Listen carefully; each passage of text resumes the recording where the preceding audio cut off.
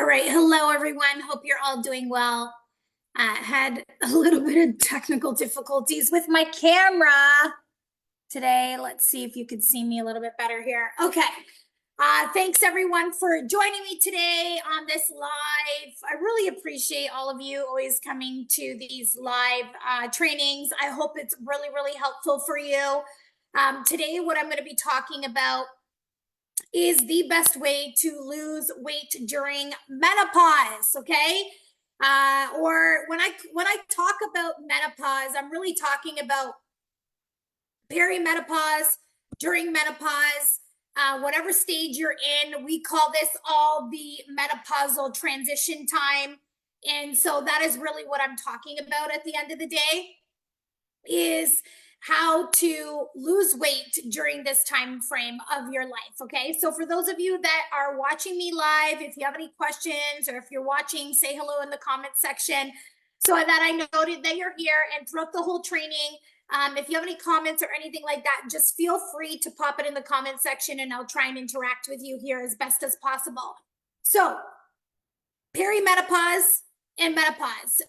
You may have noticed that since reaching a certain age, losing fat and getting more tone seems like a constant uphill battle. And that's because during perimenopause, so this is a 3 to 10 year period before you hit menopause, or menopause or post-menopause. So once you've hit menopause, that's 12 months without a period. The day after is considered post-menopause. So your body does undergo major hormonal changes that impact your metabolism and your body's ability to lose body fat. Okay. And the reality is that during this time frame, we know this, the history and the data shows us most women do carry more body fat during this time of their lives. And it is because of the decline of both estrogen and progesterone levels. Most women find that they're gaining weight, especially belly fat, within this time frame. Okay.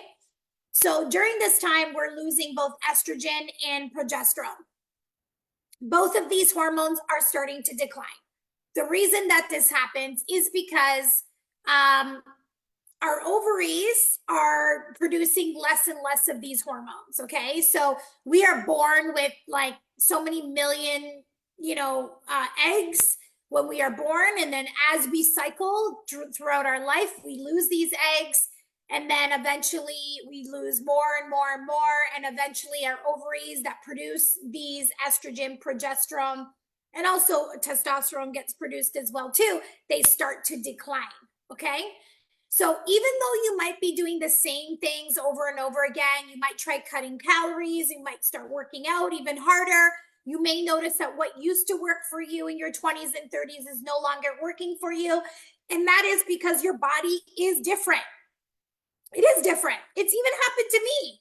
And I work out and exercise. And I've noticed this past year, my body composition has changed. And that is because what I was doing before wasn't working for my body anymore. I was stressing my body out too much. And this is the thing that happens is that, first of all, estrogen, when we lose estrogen and also testosterone, this is a muscle building hormone that not only helps us build muscle and preserve lean muscle mass, but it also helps us manage insulin and cortisol levels. Okay. So what insulin and cortisol is also, it's a hormone. And so estrogen, because it helps us manage this, now our ability to deal with stress is not as well as it used to be. So maybe when we used to deal with stress before in the past, we wouldn't see symptoms of being overly stressed until our stress levels were at like 9 or 10. Now we're seeing symptoms of being overly stressed when our stress levels get at a 5 out of 10. We just can't handle it the way that we used to. Okay. The other thing that happens is that we become more insulin resistant because of our inability, like estrogen makes us insulin sensitive. So we become more insulin resistant during this time frame as well too, which can also be a reason why we are carrying some of that extra belly fat as well too. It's due to cortisol and also becoming more insulin resistant during this time frame. Now, progesterone is a hormone that keeps us calm. And when we start to lose progesterone, it can impact our ability to sleep and also handle stress. Okay, so this can also, when we don't get enough sleep, can also impact other hormones like ghrelin and leptin. Both of these hormones are responsible for ghrelin, making us hungry, and leptin is responsible for helping us feel full and satiated, okay? So losing muscle, struggling to manage stress, and experiencing poor quality sleep can all impact our metabolism, okay? And it always comes back to our metabolism, because our metabolism is what ultimately decides whether our body is in a position to lose body fat or not, easily or not, okay? So if we have a very poor running metabolism, which I did, a whole last week, I did a whole training session on this, is how you can boost your metabolism. And I compared it to a campfire, okay? So a roaring metabolism, the fire is big and high and it's burning that wood really good. And then we have like maybe a metabolism where the fire is smoldering a bit, it's taking a long time to burn. Maybe that wood is a little bit wet and it's not good burning wood. That is like an indication that the metabolism is not working well. So what can impact our metabolism? Stress, hormones, all of these things can impact our metabolism. Our lifestyle and what we're doing can impact this as well too. So it can make things a lot harder for your body to want to lose weight or lose body fat, okay? Now, I want to talk about the difference between weight loss and fat loss, okay? Because a lot of us use the terminology weight loss, and you'll hear me talking a lot about fat loss, because there really is a difference between weight loss and fat loss, okay? So, a lot of you want to look good in your clothes. You want to look toned, defined. You want to feel sexy again. You want to have that hourglass figure.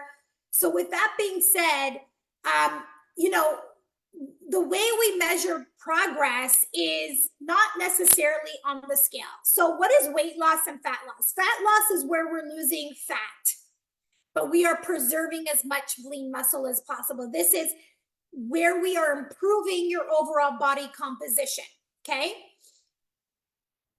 Weight loss, which most women are focused on, they're focused on that damn number on that scale. Guess what that includes? Fat loss, but also a hell of a lot of muscle loss.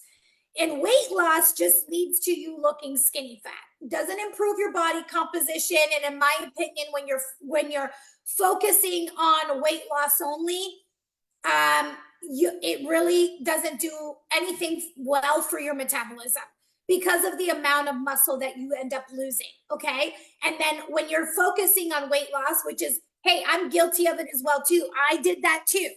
I focused on weight loss too. But then when I lost the weight, what I noticed is that my body composition was not looking the way that I wanted it to, okay?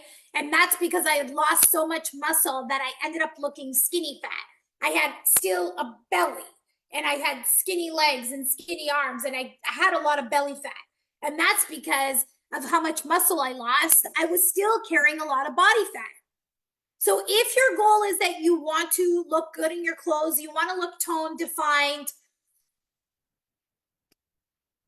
you want to have that hourglass figure, okay, then you have to focus on fat loss, not weight loss. Okay, and so the way that we focus on fat loss, the scale is not going to be the way that you're going to measure progress. Society has brought us up to believe that lean and fit and small people inherently weigh very little, which is actually not the case, because the physique that you think that you probably want, probably weighs a lot more than you actually think it does. So we really need to get away from the whole scale thing, because muscle is significantly more dense than fat.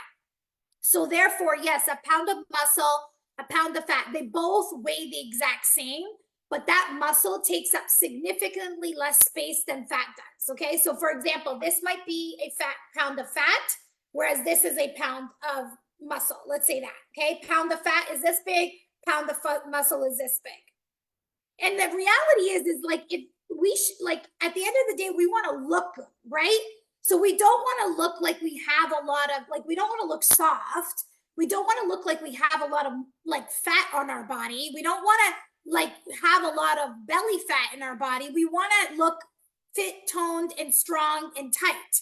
And the only thing that's going to give us that look is muscle. Okay.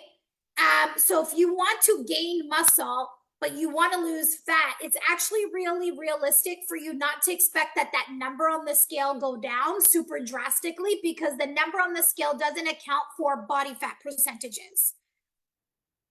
Now, within your whole health journey, it's super important to acknowledge that the number on the scale might even be actually holding you back from your dream body or getting you where you want to, because we associate body fat percentage going down with the number on the scale going down. But that's actually not always the case, especially if you want to put on muscle and look really toned, fit, and defined. We need to put muscle on your body. And if we're building muscle at the same time that we're losing fat, it's actually expected that your weight actually might stay similar or even go up a little bit. And we have to acknowledge that it's not fat. The number on the scale doesn't really mean anything. Okay. So I want to get that point across, because a lot of us are so fixated on the scale that, and you know, a lot of clients too, when they come to us, they're like, oh, I want to lose 40 pounds, but then they end up losing, let's say 20 pounds on the scale and losing a whole bunch of inches that, you know, and their body composition ends up looking really well. A lot different. They're physically a lot smaller, but because we've done this thing where they've lost body fat and gained lean muscle, you know, we're not seeing a huge drastic change on the scale, because what could have happened is they've lost actually maybe 30 pounds of body fat and put on 10 pounds of lean muscle. They look really good. They look amazing. They feel really strong, but you know, and they've lost a lot of inches. But when you look at their side-by-side photos, you'll see like huge changes in their body composition. So I'm going to give you an example of one of our clients. When our client came to us, she thought her workouts were the reason why she couldn't lose body fat. I remember having this call with her, and she's like, I think it's my workouts, and that's why I think I'm not losing body fat. She had tried other things before. She tried Weight Watchers, keto, diet centers, Ozempic. None of those methods worked for her. None of those programs, and the reason why none of those methods worked for her is because none of those programs addressed the root causes of what was actually holding her back. She was in perimenopause. Okay, she's 48 years old, so she's definitely in perimenopause. She had sleep issues, either with not being able to fall asleep or stay asleep, and would wake up feeling not well rested. Okay, she did not wake up hungry, which is a big sign that metabolically your metabolism is not functioning well. She would go hours without eating during the day, only to find herself craving sweet or salty foods and snacking in the evenings. She had very low energy levels, especially around 3 p.m., where she felt like she needed a nap. And all of these symptoms and signs were signs of hormonal imbalances and poor metabolic health. Okay. So when you stress out your metabolism, it responds in the only way that it knows. Historically, this response is starvation, meaning that it hangs on to body fat. Any type of stress signals the metabolism to hold on to that fat, and over time, it may even accumulate more fat. Therefore, we need to do everything we can to reduce stress on the overall metabolic system. So the way that we need to do that is to focus on rest, recovery, recuperation activities, and ensure that there's a right balance of exercise without overdoing it or adhering to severe diet regimens. Okay, so I'm going to tell you how we helped her improve her metabolism so that she can actually lose body fat. And these are the exact steps that you need to take in order for you to lose body fat during menopause. Okay. So with our coaching program, She was actually able to lose 14 pounds, but she also lost a total of 21 inches. Okay. Here's the thing. When you are in menopause and you know that hormones are changing during this time frame, we know we're experiencing a lot of these really crazy symptoms that we've never experienced before, that our bodies are always communicating with us. So it's not always about diet and exercise. Like, I was on a call with someone yesterday and I'm like, what do you think the problem is? She's like, well, I'm not eating a certain way. I'm not exercising a certain way. But then she had all of these symptoms. Like, I have low energy levels, she wasn't sleeping well. She wasn't doing any of these things. And my question to her was, how can someone do their workouts if they're not sleeping well? How can someone, like, if you don't have energy, how can someone get their workouts in if you don't have energy? How can someone, that has crazy cravings and hunger adhere to a diet plan or a calorie deficit when these hormonal symptoms are out of whack? How can that happen? And I want you guys to ask yourself that question too. Okay, if any of you are experiencing any of these symptoms, the thing is that why most programs don't work or why things are not working for you is because you are not addressing these symptoms first. You're not addressing the root cause first. And most of the time for women during perimenopause and menopause, we need to address that we need to support your hormones and we need to make these things run a lot better. We need to get energy levels up. We need to get you to sleep a lot better. We need to be able to do this first and build up those foundations before your body will be even responsive to fat loss. Because here's the thing, if you're not sleeping well, cortisol levels are high. If you have a lot of stress in your life, cortisol levels are high. And guess what happens when cortisol levels are high? Your body will become very resistant to fat loss. It affects your metabolism. So what we need to do first is we need to restore your metabolic health first. We need to support your hormones first before your body can even respond to fat loss. Okay, so what we do, like with this client in particular, we address these things first with her. So what did we do? How do we help her reduce that overall stress on her body and like support her metabolism and hormones? Well, we started eating whole foods. We started eating balanced meals with protein, especially in the morning, to avoid increasing those cortisol levels by skipping meals. This also helped her regulate blood sugar levels and helped her maintain stable cortisol levels throughout the day. We got her to start walking more because this is one of the best ways to decrease stress in the body. We worked on sleep routine and sleep habits to help her get better quality sleep. We started implementing strength training and the right type of training that wasn't too stressful on her body to help her start building muscle, which also improves your metabolism. Do you see that we didn't go right into let's get you on a diet and let's start cutting calories and let's start getting you to do all this cardio and all this crazy stuff that her body would not be even responsive to? And this is one of the biggest mistakes that I see women doing, especially when you're in perimenopause and menopause. That is why all of those programs that you try to do, you go back to cutting carbs, you go back, which ladies, please stop cutting carbs. If you're in perimenopause and menopause, carbs, your body needs carbs, okay? So your body needs this to help manage your cortisol levels. It also, if your body needs it for energy. And already we start to lose energy during perimenopause, okay, because of what is going on with our hormones. So we need to first address and get your body to feel good. We need to remove all of this stress from your body first.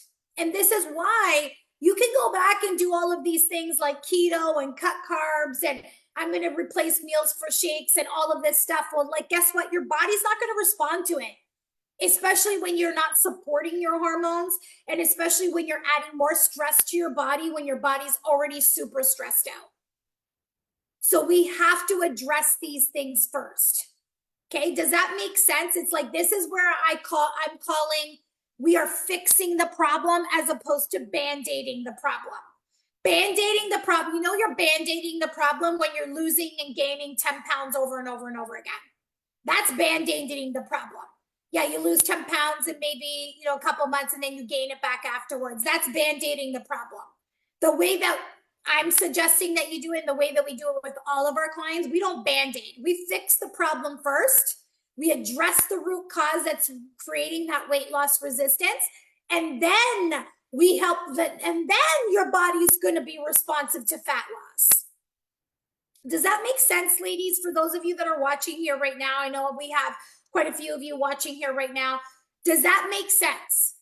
It's like, if you got a bucket of water and you've got holes in this bucket and it's just draining and we're not fixing the holes in the bucket first, like how successful is that bucket going to be at holding that water? It's the same thing. We have to fix the problem first. So you need to do that first, okay? So, and it's exactly what we did with this client. So implementing, we worked on stress reducing activities to help lower cortisol levels, because she is a woman that is in a very, she's in a management role. She has a very high stress job. She's like a high achiever as well. But we also needed to implement some stress reducing activities because her body can't handle stress the way that it used to. So once we were able to do that, she started feeling a lot better. Her energy levels got better. She started sleeping a lot better. She felt stronger. She was waking up. She didn't have those intense cravings like she did for like sweets and salty things at nighttime. She didn't feel like she needed to snack all day long. She started feeling really good. So then we put her body in a position where her metabolism was humming along. She's feeling really good. Now we can go into a calorie deficit. Now we can go into a fat loss phase. And because we spent that time in that initial phase reducing stress and improving her metabolism, her body was in a position to effortlessly let go of body fat. And that's exactly what happened. Okay, she was able to lose the body fat and start shaping her body and creating that hourglass figure. So in addition to all the foundational habits that we put in place, we also implemented the slight calorie deficit. We continue to strength train in a way that helped her build that shape onto her body. So I always talk about the hourglass shape because I'm not talking about being skinny here. I'm talking about creating a nice shape to your body so that you look really great in all your clothes. Okay. And so, we stayed in this lean out phase, and we take frequent dieting breaks. So, this is another mistake that a lot of women make, is that they stay in a calorie deficit. Like, let's just say they go on a very restrictive calorie deficit. They're doing like a 1,200 calorie diet and they stay there for years. No, that's not going to work. Your body is going to adapt to that. Your metabolism is going to adapt to that. So what you need to do is we take dieting breaks. So we do like a dieting phase for like 12 weeks. Then we take a dieting break, and then we go into another dieting phase for maybe another 10 or 12 weeks, depending on how much the body can handle. The reason why we do that is to ensure that we are keeping the metabolism in check, but that also, we're managing the craving and the hunger that can happen when we go into prolonged periods of dieting. Your body starts to get fatigued, right? And so what ends up happening is that we restabilize a lot of those hormones like ghrelin, leptin, cortisol, support your hormones again by taking that dieting break. We just know that the data shows us, and the studies show us, that when we take dieting breaks, the client is much more successful at reaching their goals, and we get there a lot faster. Because when you diet for a long period of time, what ends up happening is people have a hard time adhering to it, because the cravings and the hunger might become more intense.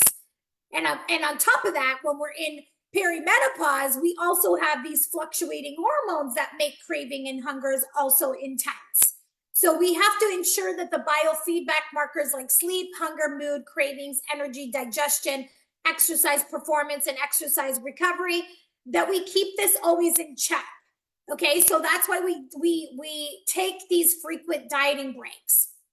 This ensures that the metabolism is humming away. Okay, so you stay in this phase and you continue to do this. You might need to do, depending on how much, inches you want to lose, how much body fat you want to lose. This may take a few dieting cycles that you need to do. So, like 10 to 12 weeks, I always tell people what significant, like if we're looking at fat loss, like half a pound to a pound a week. But sometimes we have clients that don't lose a lot of weight, but they lose a ton of inches. So we don't always look at the scale as data.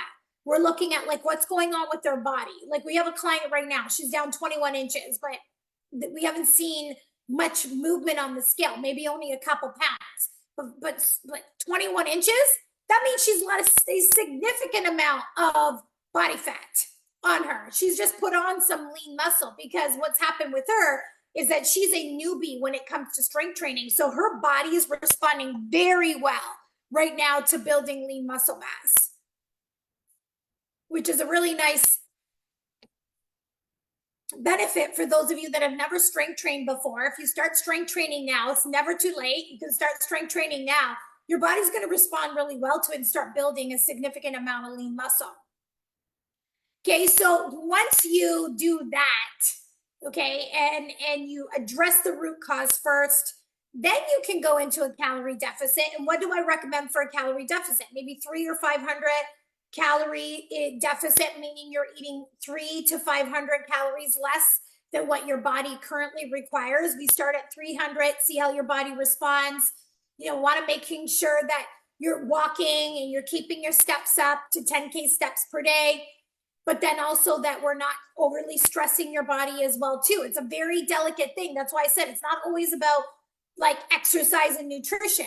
There's other things that are going on as well too, like lifestyle habits. How are you managing sleep? How's your stress? All of these other things that are going on. What is your body telling us through your biofeedback markers? And this is why working with a coach, whether you decide to work with us or any other coach, if they're a good coach, they're always monitoring your biofeedback markers because that is telling us how your body is responding to everything. Okay. And this way is also very sustainable. It's very sustainable this way. The other thing that's really important is that you're getting enough protein in your diet. I know I'll repeat this over and over again, but protein is really key. You want to be aiming for about 1 gram of protein per 1 pound of body weight or ideal body weight. So if you're 180 pounds, your ideal body weight is 150. You want to be aiming for about 150 grams of protein. The other thing that's super important now is fiber. Getting enough fiber in your diet, at least 25 grams of fiber per day. Fiber helps with digestion. It helps slow down digestion. It also helps with, preventing constipation, and it also helps with managing balancing blood sugar levels as well too. So once you've done that and you've reached your goal, the final piece is learning how to maintain your results, is really learning how to make this lifestyle. And this is what most people, they go on these fad diets, they get to their goal, and then they always gain the weight back afterwards. Why? It's because the way they went into it, it wasn't sustainable. Like if you love carbs and the way you lost weight is to eliminate carbs, well, of course you're going to gain it back if you go back to eating carbs. You got to find something that works for you, that's not super restrictive, that you're eating foods that you love. We preach 80% whole foods, 20% fun foods. So what does that mean? If your diet's 1,600 calories, 20% of that, 320 calories out of that 1,600 calories can come from, minimally processed to processed foods. The rest, we want it to come from whole foods. Okay. So medium processed to highly processed, only a max of 320 calories. The rest needs to be whole foods. Why do we say that? Because it's sustainable. We know that if you're eating foods that you love, you're going to stick to it. And that is really ultimately what you want to ensure that you're doing. Okay, so let me check if we have any questions here or any comments about this. No. If you're watching, say hello. So that is the way to lose weight during menopause is you need to address those root causes first. And if you're unsure of what's going on or what your root cause may be, whether it's your metabolism, hormones, maybe you're not doing the right workouts, maybe it's your calories and macros, maybe it's a lot of stress, whatever the case may be, then we do offer an assessment for everyone that's in our community. It's free. It's called our Friends of Fit assessment. We empower every woman in our community by showing them exactly what is holding them back, and we give them the blueprint and how to start making progress. Okay, so what I do is I take your information, I analyze the data, I diagnose the root cause. I'm going to tell you exactly what your problem is. And I'm going to show you the roadmap on how you can fix it. And at least you have some clarity, you have some answers, because you might be wondering, I did all of these programs before, I gained the weight back. Like, why isn't it working for me before? Like, what is going on? You need answers, and I'm here to give them to you. So if you want that, just reply and comment assessment below. I'll send you the link, and you can complete the assessment form and we can have a conversation. You know, if you feel like you need accountability and guidance on that roadmap and you want help, we can always talk about that. If not, if you feel like you can take that information and run with it, that's cool too, whatever you want. But the main important thing is you need clarity. You need to understand what is the root cause that is holding you back from weight loss resistance, and a clear path. Because when we know what the problem is and we have clear actionable path of where to get you to where you want to be, you're going to be successful. That's why all of our clients are successful. It's because we know what we need to address. All right. Thank you so much for joining, ladies. If you have any questions, always feel free to reach out to me. Thank you so much for being part of this community. I love you. A few things. I'm doing a free webinar tomorrow night. You do have to register for the webinar, so it's not going to be within the Facebook community. It's on Zoom. It's called, the webinar is about the 3 biggest mistakes you need to avoid if you want to lose your next 10 pounds and build an hourglass body. Okay, if you want that, just message me. I'll send you the registration link. It's tomorrow, November the 13th at 7 p.m. Eastern Standard Time. So if you want to attend that, you have to register for it. And then I am going to be coming out with a Black Friday promo. I've never done a Black Friday promo. So this is my first time running it. And details, make sure you're on my email list. Look out for things within the community as well too. I'm going to be launching that as of Friday. But for those of you that attend my webinar, you will get first dibs on my promo. So make sure that you attend that. And for all of you, thanks again for joining. Have an amazing day. Bye for now.